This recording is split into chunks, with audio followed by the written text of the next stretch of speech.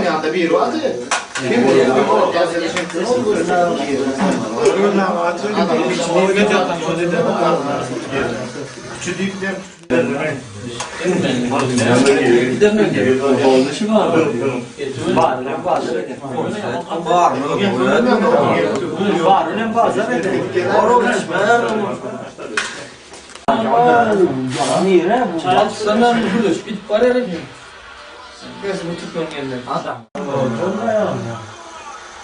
Kalpten yanında nemelerden genç yeteneklerden